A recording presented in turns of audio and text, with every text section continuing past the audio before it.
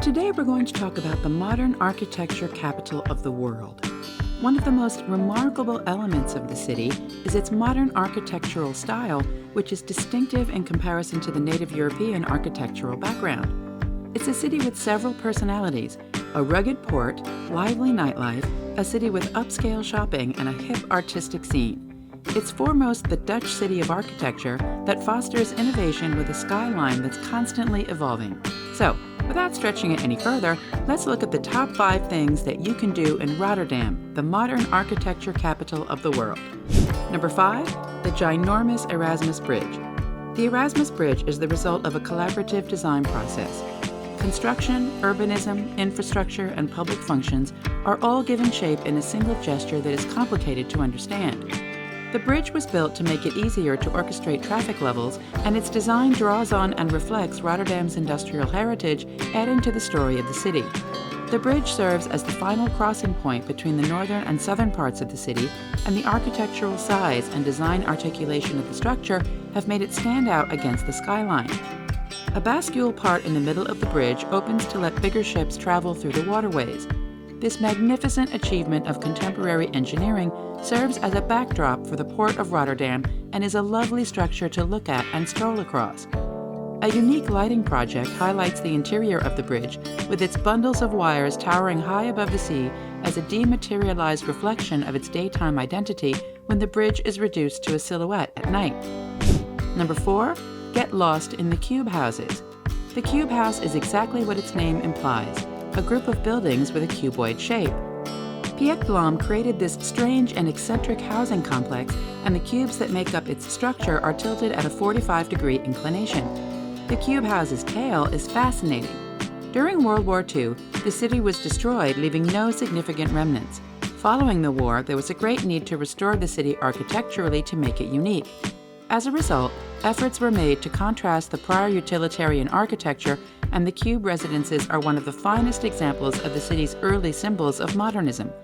Attempts were also undertaken to make the structures more appealing, as the city's reconstruction included mostly gray architecture.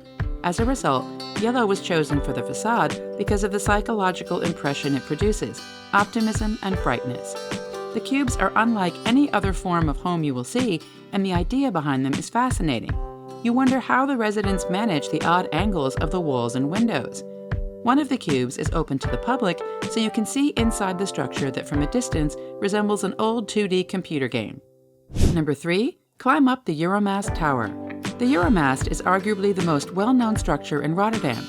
Nevertheless, despite its widespread recognition, many people are unaware of its exact nature and the activities that are available there.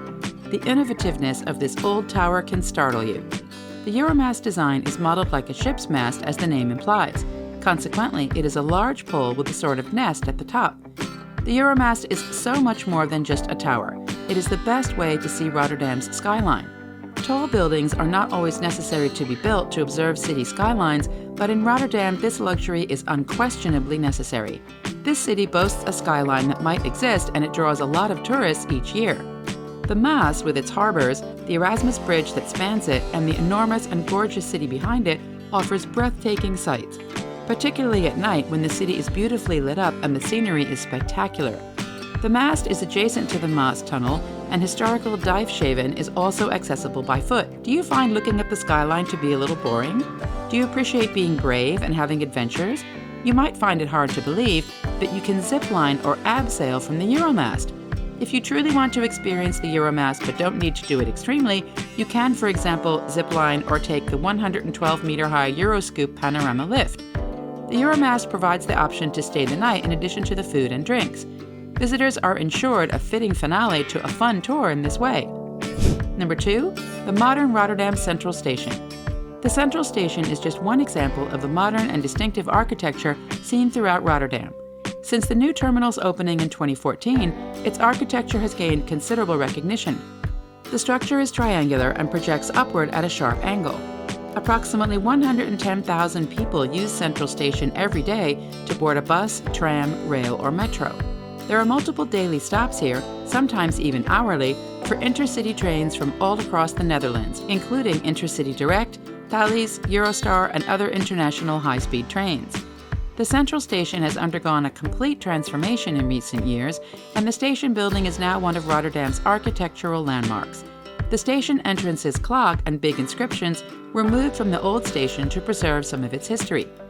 Solar panels cover a portion of the roof above the tracks, which seamlessly melds with the roof over the station hall.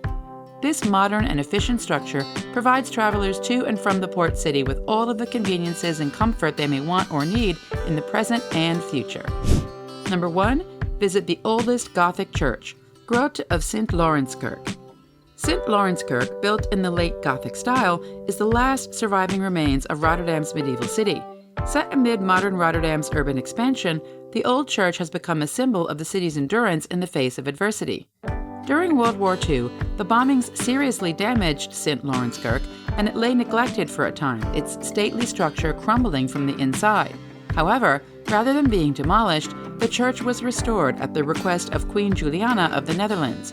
The church stands out against Rotterdam's relatively modern skyline since it is situated in the heart of the ancient town, close to the Maritime Museum and the Erasmus Bridge. The church's interior is particularly lovely, with several ornate arches, tall vaulted ceilings, a variety of stone reliefs, and extensive religious ornamentation.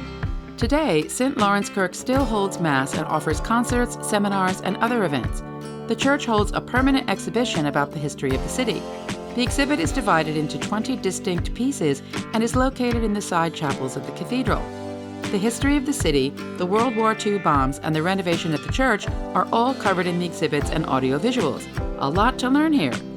The thing with Rotterdam is that it has such a diverse and perfect blend of museums, old cobblestone streets, and some slick modern neighborhoods that are very cool. Additionally, it radiates a lot of Dutch kindness and charm. So why not visit it the next chance you get? And when do you plan on doing that?